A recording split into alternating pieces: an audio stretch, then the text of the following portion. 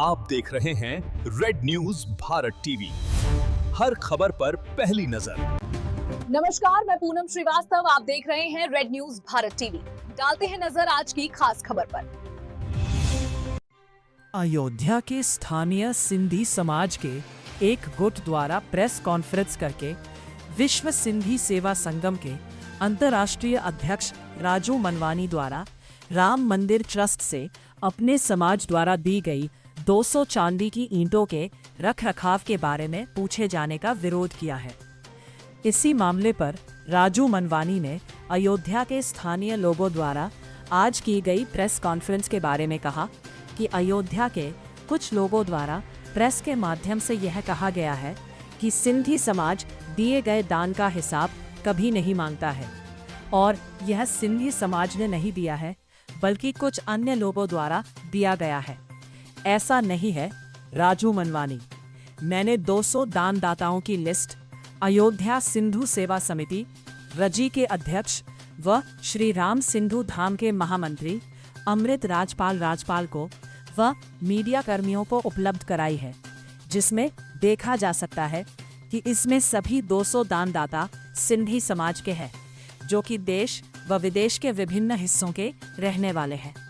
राजू मनवानी ने बताया कि राम मंदिर में दी गई 200 चांदी की ईंटों के दानदाता सिंधी समाज के 17 देशों के निवासी हैं।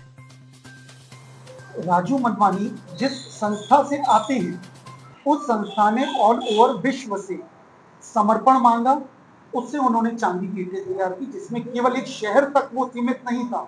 पूरे विश्व से उन्होंने सहयोग मांगा। जिसकी जो हैसियत, जिसका जो समर्पण था, मैं फिर कहूंगा वो समर्पण होता है। किसी का 10, किसी का 50,000, किसी का 5 लाख, उससे उन्होंने उन ईंटों को रूप दिया और उसको उन्होंने समिति को दान दिया। पर आज अगर वो वैसा आरोप लगाते हैं तो मैं फिर कहूंगा, रामायण काल में भी, राम के युग में भी कुछ धोबी हुआ करते थे जिन्होंने माता सीता पर लांछन लगाया था,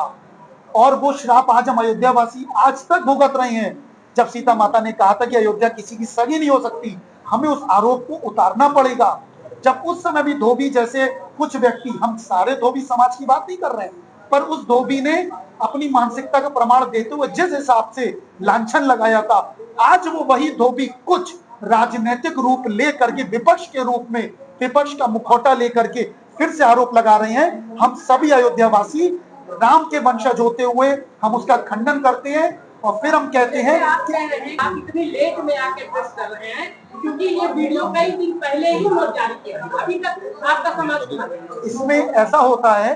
कि उन्होंने जिस हिसाब से मानसिकता प्रदर्शित की है, ये मानसिकता सनातनी की, राम वंशज की, राम नाम लेने वालों की नहीं हो सकती। ये मानसिकता रखने वाले वही हो सकते हैं जो किसी और के इशारे पर चल सकते हैं। और वही एक व्यक्ति क्यों जवाब मांग रहा है, जिसको समाज ने ट्रस्ट की तरफ से जवाब भी दे दिया गया, पर उन्होंने उसके बाद संतुष्टि भी दिखा दी, पर फिर भी वो उस मुद्दे को उन्होंने ऐसा उठाया जिससे हमारा सिंधी समाज के ऊपर कलंक लगा है। हम उस कलंक को धोना चाहते हैं कि एक व्यक्ति या कुछ तथाकथित व्यक्ति समाज का रूप नहीं ले सकते। किसी भी समाज में कुछ व्यक्ति जो अपनी राजनीतिक महत्वाकांक्षा पूरा कर सकते, वो पूरे अपने समाज को प्रदर्शित नहीं कर सकते हिसाब मांगने में। पर कुछ दिन पूर्व कुछ तथाकथित लोगों ने अपनी राजनीतिक महत्वाकांक्षा को पूरा करने के लिए अपनी ओछी मानसिकता का प्रमाण देते हुए जिस हिसाब से राम मंदिर पर अनर्गल आरोप लगाए, जबकि हमें कुछ समय तक माननीय मुख्यमंत्री जी द्वारा गठित एसआईटी रिपोर्ट का इंतजार करना चाहिए था, पर उन्होंने अपनी ओछी मानसिकता का प्रमाण देते हुए जिस हिसाब से अनर्गल आरोप लगाए और बिना संयम पूर्वक उन्होंने आरोप लगाते हुए किया, और जिनका उन्हें प्रमाण भी मिला, क्योंकि हमारा सिंधी समाज केवल देने में विश्वास रखता है और सदैव ढांचा विध्वंस, विवादित ढांचा विध्वंस से लेकर के आज तक हमारा समस्त सिंधी समाज, पूरे विश्व का सिंधी समाज